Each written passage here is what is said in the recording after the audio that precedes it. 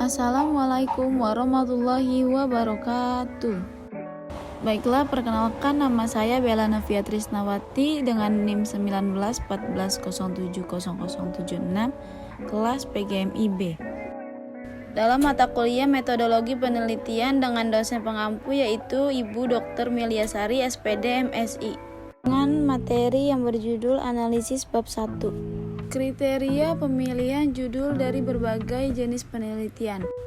Judul hendaknya mengandung kegunaan praktis dan penting untuk diteliti. Peneliti sudah bekerja bersusah payah, hendaknya hasilnya berguna untuk diri sendiri, masyarakat, dan ilmu pengetahuan dan ilmu, sehingga dengan judul yang dipilih ada manfaatnya.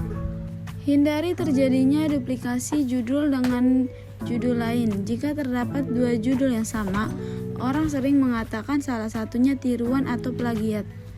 Judul sebaiknya yang menarik minat peneliti. Menarik dan dapat membangkitkan minat si peneliti merupakan sesuatu yang dapat mendorong dan membangkitkan semangat kerja dalam setiap langkah penelitian.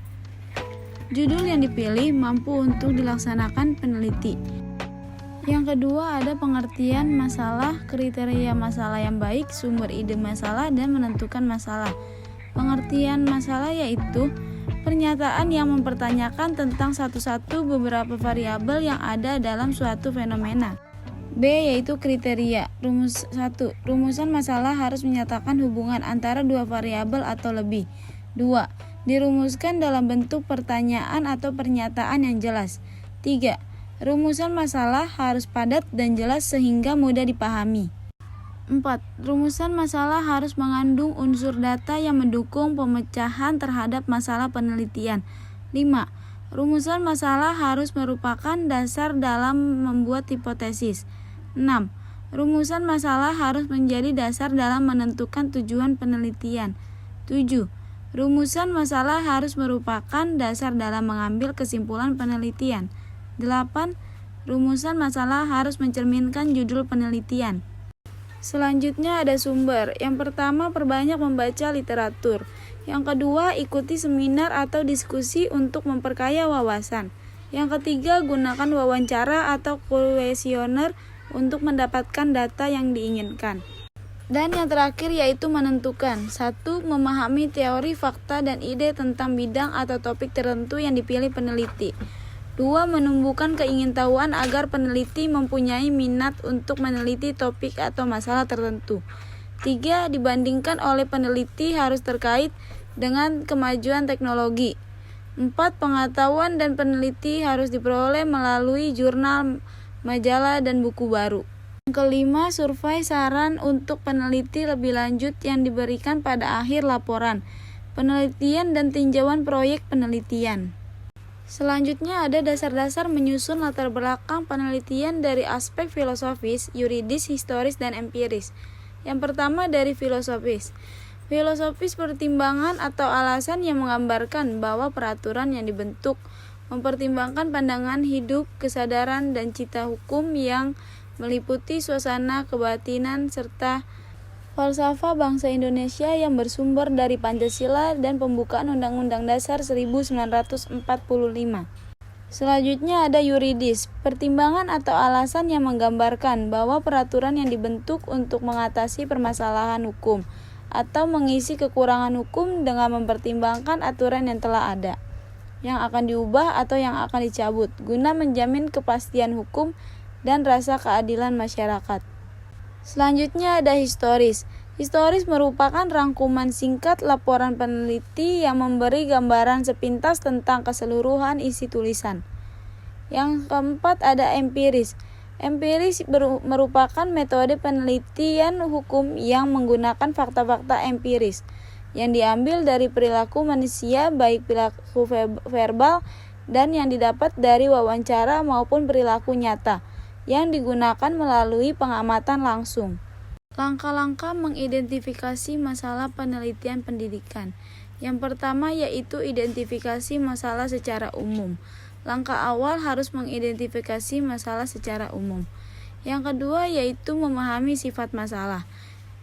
Merupakan cara terbaik untuk memahami masalah adalah melakukan diskusi.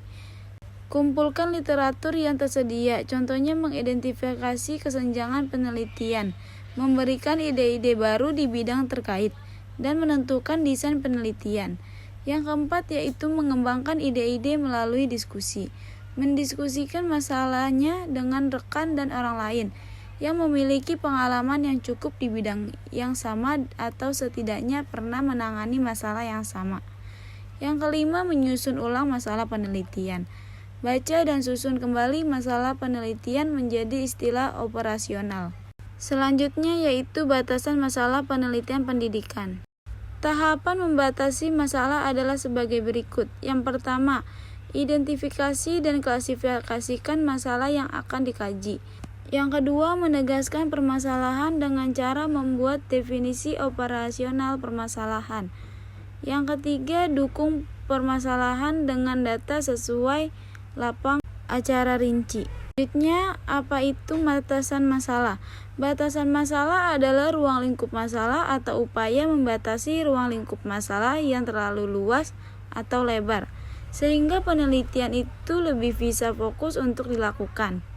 Fungsi batasan masalah. Yang pertama, membantu mengidentifikasi masalah yang akan dibahas. Yang kedua, memfokuskan pada suatu persoalan. Yang ketiga, membatasi jangkauan proses yang akan dibahas. Yang keempat, menghasilkan sebuah permasalahan yang terselesaikan. Yang kelima, gambaran apa saja yang akan dibahas pada penelitian, percobaan, atau pemecahan masalah lain. Selanjutnya ada rumusan masalah penelitian dari berbagai jenis penelitian, masalah deskriptif, masalah asosiatif, dan masalah komparatif. Rumusan asosiatif, rumusan masalah dalam penelitian tersebut bersifat menanyakan hubungan antar variabel penelitian. Rumusan masalah deskriptif adalah rumusan masalah yang tidak membuat perbandingan dan juga mencari hubungan variabel dalam penelitian. Rumusan masalah komparatif adalah sebuah rumusan masalah penelitian yang bersifat membandingkan keberadaan dari satu variabel dengan variabel lainnya. Selanjutnya ada tujuan penelitian dari berbagai jenis penelitian. Penelitian pengembangan difungsikan sebagai dasar untuk bangunan atau konstruksi model dan teori. Kata penelitian merujuk pada proses pemecahan masalah dan menemukan fakta secara terorganisir. Sedangkan pengembangan merujuk kepada usaha peningkatan kemampuan teoritis, konseptual, dan moral sesuai kebutuhan melalui latihan dan pendidikan. Jika digabungkan, pengertian penelitian pengembangan didefinisikan sebagai jenis penelitian yang memfokuskan diri pada tujuan mengembangkan, memperluas, dan menggali lebih jauh atau sebuah teori dalam disiplin ilmu tertentu. Secara umum, pengertian penelitian pengembangan dapat diartikan sebagai cara ilmiah untuk memperoleh data sehingga dapat dipergunakan untuk menghasilkan, mengembangkan, dan memvalidasi produk. Selanjutnya yaitu kegunaan atau manfaat penelitian pendidikan dalam penelitian R&D. Menghasilkan produk. Tujuan utama dalam melakukan penelitian dan pengembangan ialah menghasilkan produk yang kemudian mampu untuk diaplikasikan dalam upaya pemecahan permasalahan yang terjadi.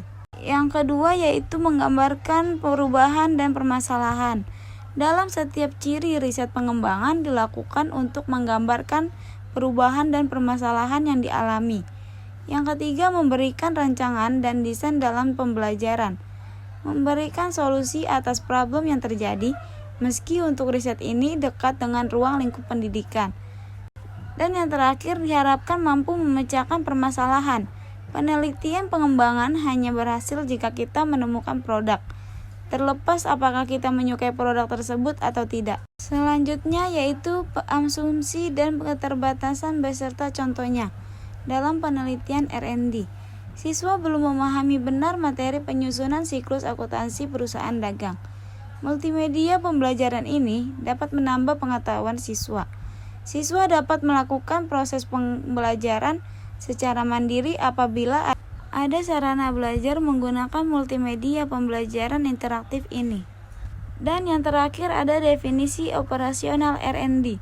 Pengertian definisi operasional dalam variabel penelitian adalah suatu atribut atau sifat atau nilai dari objek atau kegiatan yang mempunyai variasi tertentu yang telah ditetapkan oleh peneliti untuk dipelajari dan kemudian ditarik kesimpulannya. Untuk memberikan kredibilitas pada metodologi dan untuk memastikan reproduktivitas hasil studi, agar ketika pengumpulan data peneliti tidak melakukan kekeliruan. Kekeliruan yang terjadi biasanya adalah data akan menjadi bias atau berbelok arah. Baiklah, sekian video dari saya, kurang lebihnya mohon maaf. Wassalamualaikum warahmatullahi wabarakatuh.